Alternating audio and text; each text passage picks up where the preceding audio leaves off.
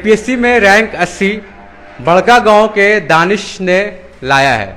कल से हम लोग दिखा रहे हैं हजारीबाग में दो लड़कियां रैंक 6 और रैंक 108। उसके बाद हर्षवर्धन जो खुद एक प्रोफेसर है, एचओडी है, उन्होंने रैंक 72 लाया है। अभी मेरे साथ दानिश हैं जो बड़का गांव के छोटे से गांव से हैं, 80 रैंक लाया। आइए जानते हैं क्या पहले से उन्हें पता था कि जेपीएससी करना है गांव से निकल के, या फिर बाद में ये प्लानिंग की।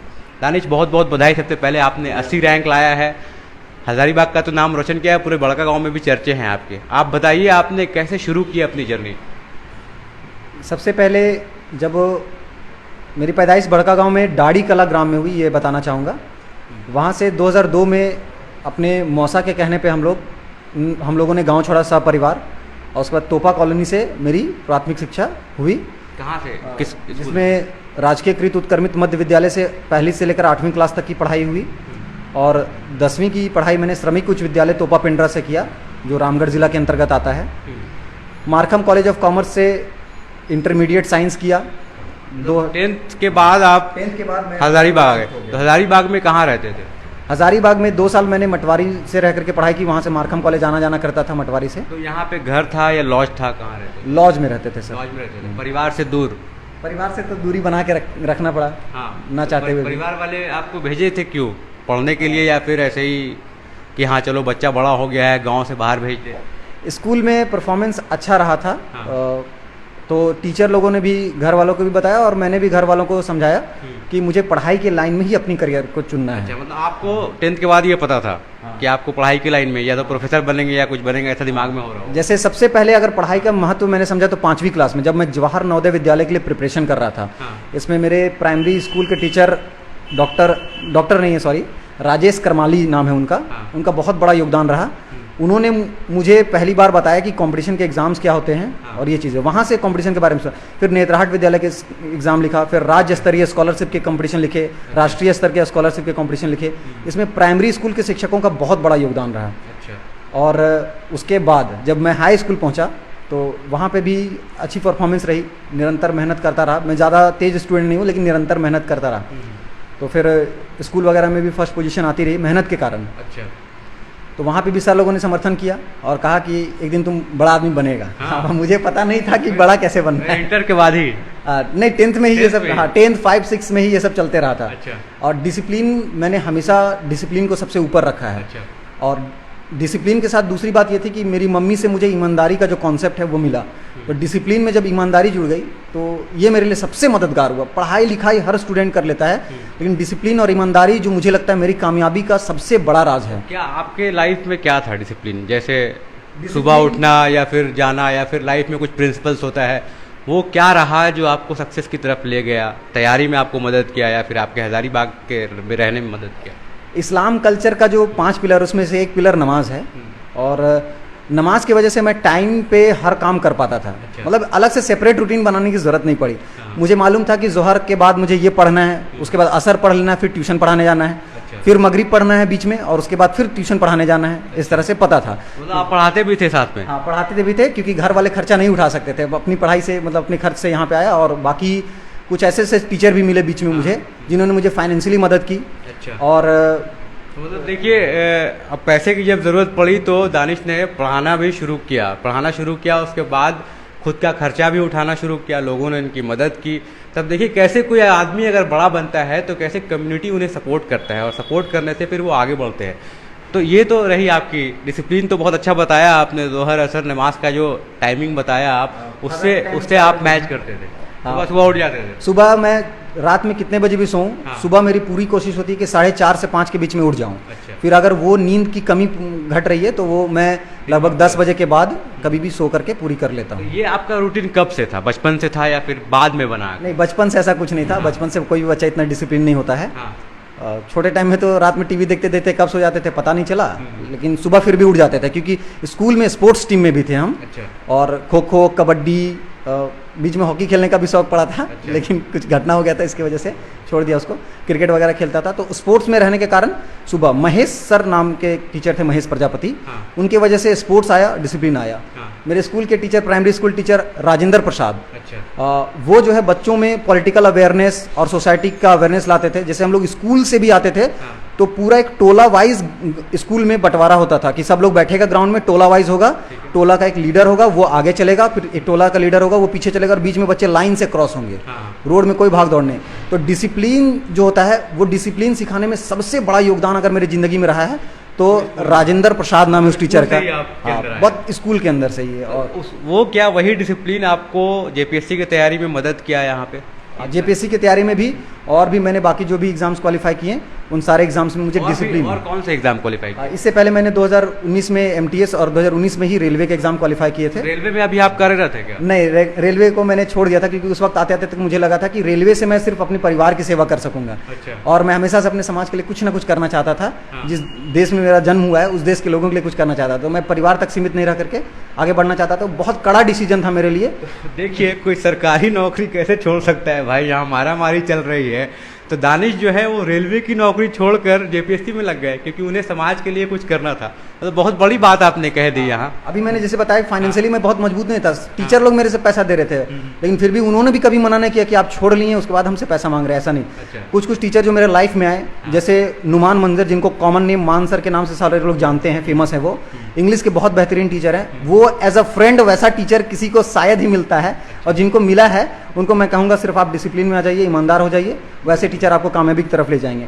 फिर कंपटीशन बाद फिर क्या हुआ? जब रेलवे की नौकरी छोड़ दिया आपने, आपको लगा कि अगर जेपीएससी का अगर नहीं आता, मान लीजिए वैकेंसी नहीं आता, तो क्या करते फिर आप? नहीं आता, फिर भी हम समाज का सेवा कर ही रहे थे। अब 100 रुपए में मतलब बच्चों लोग को पढ़ा रहे थे। 29 36 बच्चों को मैंने 100 रुपए में मतलब ट्यूशन दिया है, एक घंटा रात में। मतलब एकदम फ्री ऑफ कॉस्ट समझ लीजिए। हाँ, फ्री ऑफ कॉस्ट। 100 रुपए इसलिए लेते थे कि डिसिप्लिन मेंटेन रहे, है ना। और जो लोग अपना आंसर वगैरह नहीं लिखते थे, वो लोग मैं हमेशा डांटता भी था, और डांटने के बाद लास्ट में सॉरी भी बोलता था कि अगर आपको बुरा लगा है तो सॉरी, लेकिन अगर आप डिसिप्लिन मेंटेन नहीं करेंगे तो कुछ नहीं हो सकेगा।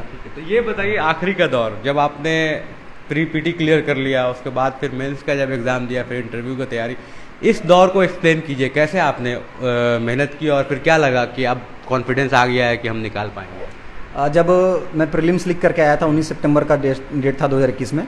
उस दिन मैं आकर के मिलाया अपने सारे सवाल, 140 क्वेश्चंस लगभग सही हो रहे थे। तो मुझे पूरा पता था कि मेरा प्रीलिम्स हो रहा है। लेकिन 10 अक्टूबर को यूपीएससी का प्रीलिम्स था। तो क्योंकि उससे पहले 2020 में मैंने यूपीएससी प्रीलिम्स भी फर्स्ट अटेम्प्ट में हिंदी मीडियम से निकाला था। तो मुझे लग रहा था कि दूसरा प्रीलिम्स मैं नहीं छोड़ सकता हूँ, इसलिए मैं देने चला गया। तो इस बीच का फेज जो है वो मेरा खाली रह गया था।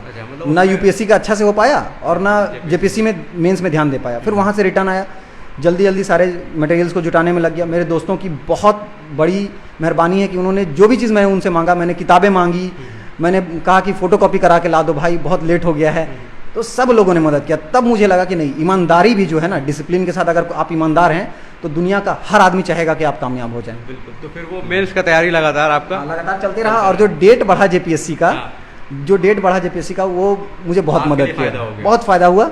और प्रीलिम्स तो पहले निकला ही था, लेकिन जो डेट बढ़ा 28 जनवरी से लेकर के वहाँ तक मार्च में, मैंने उसको पूरा यूटिलाइज किया। फिर पीछे मुड़ के कभी मैंने नहीं देखा। रिजल्ट आ गया आपका मेंस का, इंटरव्यू के लिए गए, तो इंटरव्यू की तैयारी क्या थी, क्या लग रहा था आपको, कैसे? मैं सच कहना चाहूँगा, इंटरव्यू की तैयारी नाम की कोई चीज़ नहीं होती है।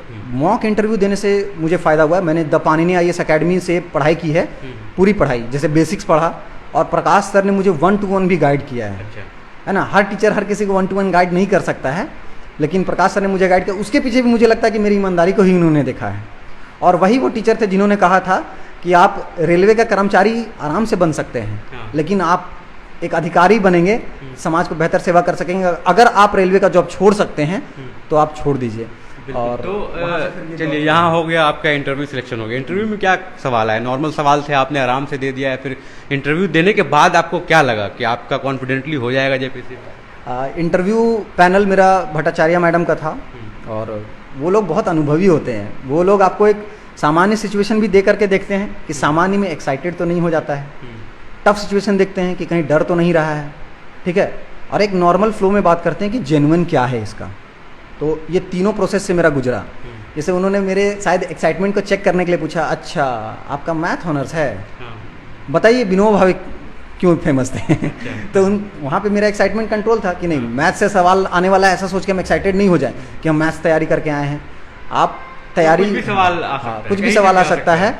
सवाल Question उन्होंने check बहुत करते अच्छे अच्छे भी हैं। पूछे और बहुत अच्छा लगा उनके साथ बात करके। ऐसा लगा कि जीवन का एक बेहतरीन मेरा 10-5 मिनट गुजरा है, जो है ना।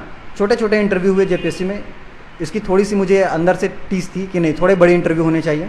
लेकिन वर्क बर्डन मैंने जब देखा, मैथ्स का स्टूडेंट कैलकुलेट किया कि 25 बच्चों का इंटरव्यू लेना है एक दिन में, 8 घंटे में लेना है, तो टाइम डिवीजन करना बहुत ज़रूरी था। मैनेज करना पड़ेगा। मैनेज तो करना ये था, ये बताइए, अब आपके घर वाले क्या है रिजल्ट आने के बाद, गांव में क्या खुशी है, क्या है, या फिर आसपास के लोगों को जैसे जैसे पता चल रहा है कि दानिश ने 80 रैंक निकाल लिया, क्या है, और आपके अंदर क्या चेंज आया?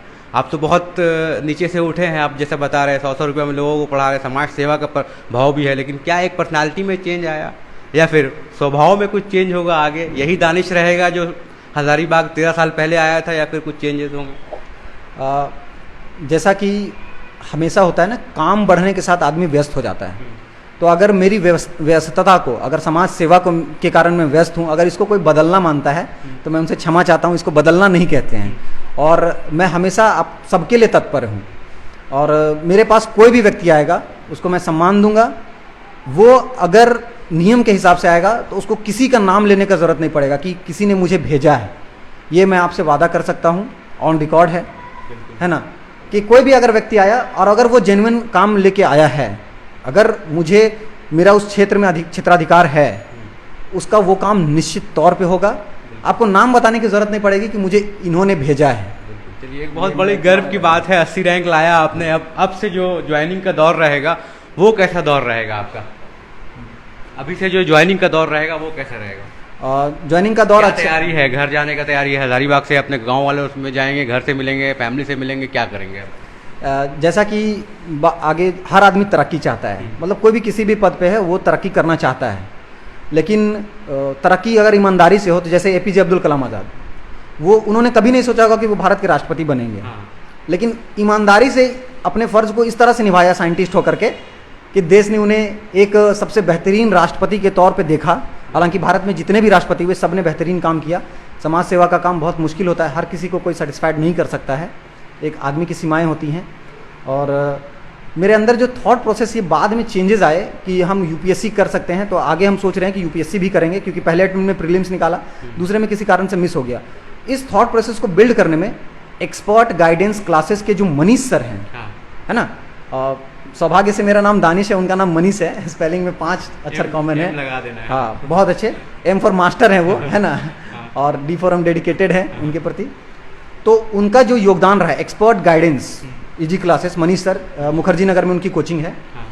तो कोचिंग का ये प्रचार नहीं है, आपसे मैं क्षमा चाहता हूँ अगर किसी को लगे कोचिंग का प्रचार है, लेकिन उनका जो डेडिकेशन मेरे प्रति था, उन्होंने जब मुझे फ़ोन करके कहा कि बेटा मेरे कई स्टूडेंट्स आईएएस बन गए, लेकिन तुम जब इस मुकाम पे पहुँचे हो ना, तो हमको इतनी खुशी है कि मुझे लग रहा है कि कोचिंग छोड़ के तुम्हारे पास आ जाए, लेकिन ज़्यादा लोगों को ध्यान देना ज़रूरी है। हम बोले सर बिल्कुल हम आएंगे आपसे मिलने के लिए, और जल्द ही आएंगे। और उनका योगदान बहुत ज़्यादा रहा। तो अभी आप आगे जाके यूपीएससी के लिए भी अटेम्प्ट करेंगे? यूपीएससी के लिए अटेम्प्ट साथ में नौकरी करेंगे और तैयारी करते रहेंगे? अभी तो फिलहाल नौकरी पे पूरा फोकस रहेगा। जब मैं नौकरी के पैटर्न को पूरी तरह से समझ जाऊंगा, उसके हिसाब से मैं अपना टाइम टेबल डिसाइड करूंगा। क्योंकि अगर आप है, बहुत लोग मैं देखा हूँ कि आईएएस निकालते हैं, उसके बाद आईपीएस भी निकालते हैं, आईपीएस निकालते हैं, फिर आईएएस भी निकालते हैं, मतलब ऐसा करते रहते हैं लोग अपना अपना चॉइस के लिए। ये क्या है कि अगर मैं अभी डिसाइड कर लेता हूँ कि मुझे पढ़ने का पैटर्न क्या है, तो जो मैंने डिसिप्लिन सब कहा उसके साथ एक धोखा होगा। पहले मैं काम को समझूंगा, उसमें से काम को देखूंगा, काम के सेटिस्फैक्शन को देखूंगा, फिर काम में कितना टाइम लग रहा है, उसके हिसाब से जो बचा हुआ समय होगा, फिर यूपीएससी के सिलेबस में जो जो मेरा पोर्शन अभी कंप्लीट नहीं हुआ है उसको कंप्लीट करने का प्रयास करूंगा। और अब कोई मैसेज आज के युवाओं को जो भटक जाते हैं, यंग एज में नशाखोरी में डूब जाते हैं, क्योंकि आज का जनरेशन ऐसा हो गया है, मोहल्ले टोले में खेलने के लिए मैदान नहीं है, तो लोग शाम में मोबाइल में बिजी होते हैं या फिर अलग अलग प्रवृत्ति में डूब जाते हैं, इसके लिए कोई समाज को मैसेज देना चाहते हैं कि किस तरह से आप तैयारी करके आगे बढ़ सकते हैं? एक छोटा सा डिसिप्लिन था, डेली तो फॉलो नहीं हो पाता था, लेकिन मैं 10:29 का रात में मेरे में अलार्म लगा रहता है, वो बजता है, उसके बाद मोबाइल में साइड कर देता हूँ, ठीक है, ताकि अगर आपको अच्छी सुबह चाहिए तो रात अच्छी होनी चाहिए, है ना, क्योंकि सुबह में उठने का आदत है 4:30 बजे, तो वहाँ से कैलकुलेट कर लीजिएगा आप, तो देखिएगा 6 घंटे होना ज़रूरी है। तो इस कारण से 10:29 का जो अलार्म बजता था, मैं उसके बाद मोबाइल हटा देता था। नहीं सोऊं या नहीं सोऊं, मोबाइल हट जाता था। उसके बाद अगर पढ़ने का मन कर रहा है तो किताबों से, लाइट नहीं है तो फिर कुछ पुरानी चीज़ों को याद कर रहा हूँ कि मैंने क्या क्या पढ़ा आज दिन भर में, ये चीज़ें, और कुछ कुछ डायरी में लिखते रहता था कि हाँ, ताकि अपना सुधार भी हमको पता चलते रहे कि सुधार हो रहा है मेरे जीवन में। क्योंकि जब आप अकेले रूम में रहते हैं तो कोई नहीं बता पाएगा आपको कि आप में सुधार हो रहा है कि बिगाड़ हो रहा है। तो उसको जज करने के लिए मैं डायरी लिखता था और थोड़ा सा देखता था, ये सब चीज़ें। चलिए, तो हम लोग बात कर रहे थे 80 रैंक वाले दानिश से, जो छोटे से गांव, बड़का गांव तोपा से निकले हैं, और उसके बाद हजारीबाग में रहे, तैयारी की, और फिर कैसे बताया इन्होंने जर्नी जो पूरी की। आप भी कर सकते हैं, बहुत मुश्किल नहीं है। दानिश जी से गाइडेंस लेते रहिए, हमेशा आपके लिए तैयार है, क्योंकि वो बता रहे हैं कि लोगों को 100 रुपये में ट्यूशन पढ़ा रहे हैं। तो आज के दौर में अगर 100 रुपये में ट्यूशन पढ़ा रहे हैं, समाज सेवा से कम नहीं है। बहुत बहुत डिसिप्लिन का चार्ज था, बहुत भी बहुत अच्छा लगा। बहुत बहुत धन्यवाद दानिश जी। इसी तरह से आप आगे लगे रहिए। थैंक यू, धन्यवाद।